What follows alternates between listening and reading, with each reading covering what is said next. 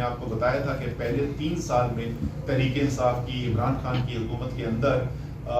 55 لاکھ اضافی روزگار کے مواقع پیدا ہوئے جو لوگوں نے جن کو روزگار ملی.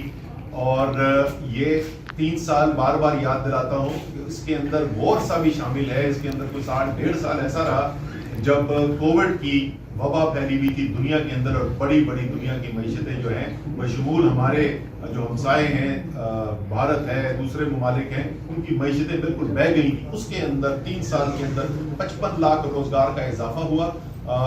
مسلم لیگ نون کے 5 سال کے اندر 57 لاکھ روزگار کا اضافہ ہوا تھا, یعنی تقریباً جتنا 5 سال میں انہوں نے کیا روزگار میں اضافہ, اتنا ہی 3 سال کے اندر تحریک انصاف کی عمران خان کی حکومت نے کر لیا تھا. اور پھر میں یاد دلاؤں کہ یہ کورونا کے باوجود ہے, تو وہ تمام لوگ, وہ تمام ٹی وی کے اینکرز, وہ تمام سیاستدان جو بڑا ہمارا مذاق اڑاتے تھے کہ کدھر گئی 1 کروڑ نوکریاں, وہ 1 کروڑ نوکریاں آپ کو عمران خان کی حکومت اضافہ کر کے دکھا رہی تھی. یہ جو اس سال 6% اضافہ ہوا ہے معیشت کے اندر, اور خاص طور پہ جیسے میں نے کہا کہ وہ تمام سیکٹرز کے اندر یہ اضافہ ہوا ہے, اس سب کو اگر آپ دیکھیں تو مجھے کوئی شک نہیں کہ اس سال جو ہے وہ بڑی تعداد کے اندر جب بھی روزگار کے نمبر ریلیز ہوں گے, رپورٹ ریلیز ہوگی, تو آپ کو نظر آئے گا. اور میرے اندازے کے مطابق اب تقریباً پہلے 4 سال کا 20 لاکھ سالانہ ہم اس بیس کے اوپر پہنچ چکے تھے, اور ابھی تو پہیا معیشت کا تیز سے تیز تر ہوتا چلا جا رہا تھا. یہ وہ حالات تھے جس کے اندر بیرونی مداخلت, سازش,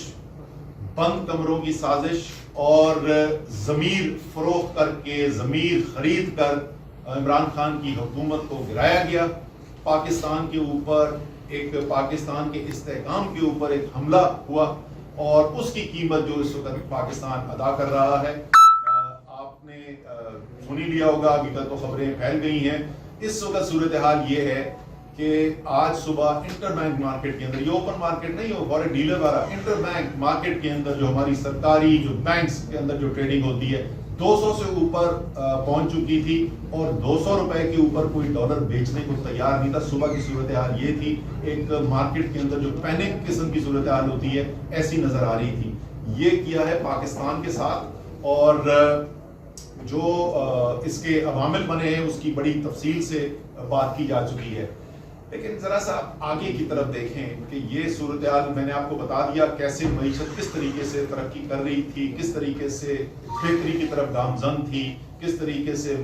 زراعت بڑھ رہی تھی, صنعت بڑھ رہی تھی, روزگار لوگوں کو مل رہا تھا, برآمدات بڑھ رہی تھیں,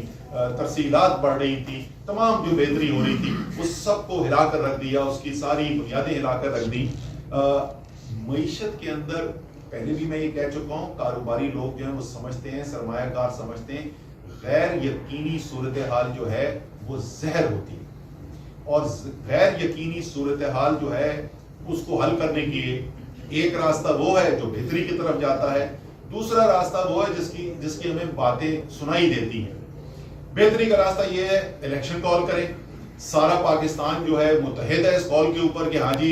جمہوری طریقہ کار پاکستان کے اندر ہونا چاہیے, جمہوری عمل چلنا چاہیے, الیکشن ہونے چاہیے, سب اپنے اپنے حلقوں کے اندر اتر جائیں گے. نہ ہمیں عمر ایوب نظر آئیں گے, یا علی پور پہنچے ہوں گے, علی زیدی کراچی بیٹھے ہوں گے, اور وہاں پر اپنے اپنے حلقوں کے اندر چلے جائیں گے. تو یہ ساری جو ایک سیاسی افراتفری, ایک معاشرتی عدم استحکام نظر آ رہا ہے, یہ سب کا سب جو ہے وہ ختم ہو جائے گا, اور پاکستان کا دوبارہ سے انشاءاللہ تعالی بہتری کا سفر شروع ہو جائے گا. دوسرا راستہ جس کی تجویز دی جا رہی ہے وہ راستہ ہے کہ نہیں جی ہم جو ہیں وہ بڑی زبردست ہم طاقت استعمال کریں گے, اور دیکھتے ہیں کیسے عمران خان نکلتا ہے, اور دیکھتے ہیں کہ کون باہر آتا ہے. پہلی بات تو میں آپ کو یاد دلا دوں, اور یہ غور سے سن لیں, یہ عمران خان کی جدوجہد اکیلے کی نہیں ہے, یہ تحریک انصاف کے اکیلے کی جدوجہد نہیں ہے. یہ قوم فیصلہ کر بیٹھی ہے کہ غلامی نامنظور ہے اس قوم کو. اگر کوئی یہ سمجھتا ہے کہ وہ زبردستی سے, دھونس سے, تشدد سے, اسلحے کے استعمال سے قوم کے اس فیصلے کو دبا سکتا ہے, تو یہ اس کی بہت بڑی غلط فہمی ہے. ایسی غلط فہمیاں ہم پہلے بھی دیکھ چکے ہیں. آپ کو وہ دن بھی یاد ہوگا جس دن بڑے فخر سے بتایا گیا کہ جناب اکبر بگٹی کو ہم نے مار دیا ہے, اور ایسے مارا اس کو پتہ بھی نہیں چلا کہ کدھر سے باہر آیا تھا. 15 साल से ज्यादा गुजर गए, बलूचिस्तान आज भी संभाला नहीं जा रहा। ये बातें जो है बंद कमरों के अंदर बड़ी अच्छी लगती हैं, ये ताकत के इस्तेमाल की धमकियां जो है, और अपने आप को जो हुकूमत के अंदर होते हैं, जो ताकत के जिनके पास होती है, वो अपने आप को इस किस्म की गलतफहमी में मुब्तला कर लेते हैं।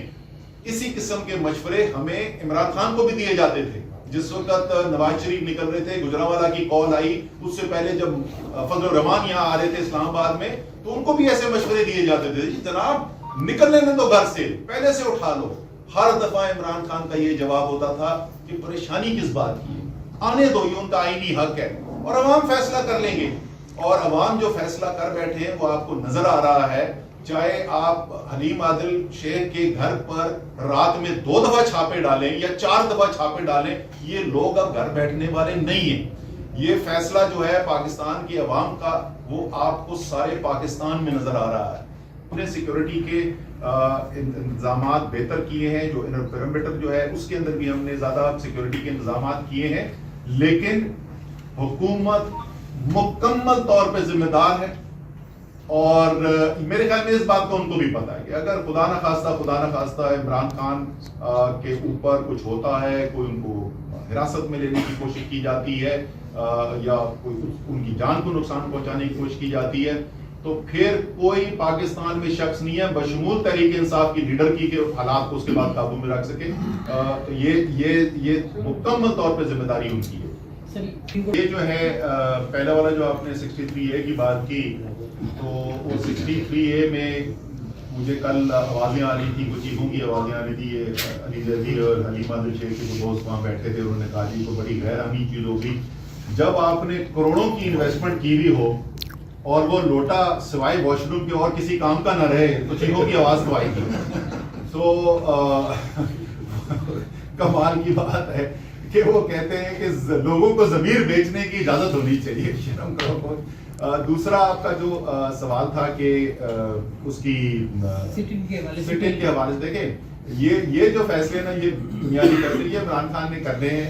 और वो अपने वक्त आने के ऊपर ये फैसला करेंगे। लेकिन एक चीज़ और मैं हाईलाइट करना चाहता हूँ कि हमने जो फैसला कर लिया है वो ये है कि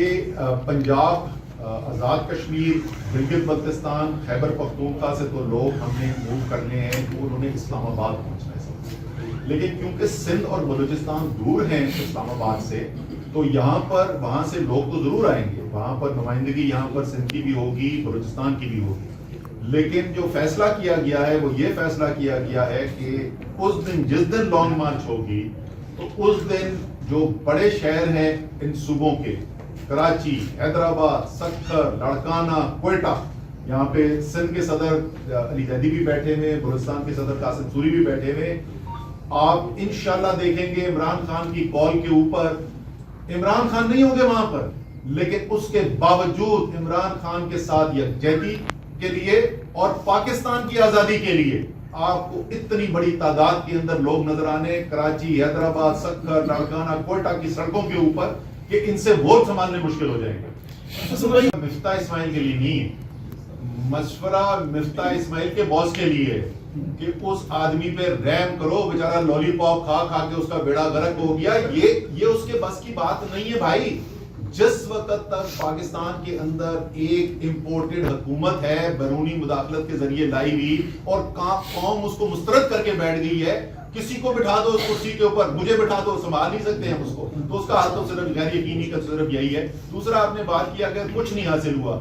टिक्का खान बहुत कुछ हासिल हो गया है, कौम खड़ी हो गई है, सबकी नजरों के सामने कौम बन रही है। इस कौम ने फैसला कर लिया है किसी के सामने सर झुकाना नहीं है अल्लाह के अलावा। तो बहुत आप देखें इंशाअल्लाह ताला, जिस तरह मैं कह रहा था अगर गलत फैसले किए गए तो 5 साल, 10 साल, 15 साल, 20 साल हम उसका खमियाजा भुगतेंगे। इसी तरीके से ये जिस तरीके से कौम में बेदारी पैदा हुई है, ये अगली नस्लों का आपको इसके अंदर फायदा नजर के हमारे जो दोस्त हैं उनसे कराची वालों को ये जरूर सवाल पूछना चाहिए, मासूमाना सा सवाल पूछना चाहिए कि जब तहरीक इंसाफ की हुकूमत थी तो वफाक कितनी बिजली कराची को दे रहा था, पिछली गर्मियों में कितनी बिजली वफाक की तरफ से कराची की तरफ आती थी, और उस बिजली के अंदर کتنی کمی کر دی گئی ہے موجودہ حکومت نے، اور ایم کیو ایم نے اس کراچی کے ساتھ جو زیادتی کی گئی ہے اور کراچی کو جو بجلی دینے میں کمی کی گئی ہے اس کے خلاف کتنے مظاہرے کیے، کراچی کے لیے کتنی دفعہ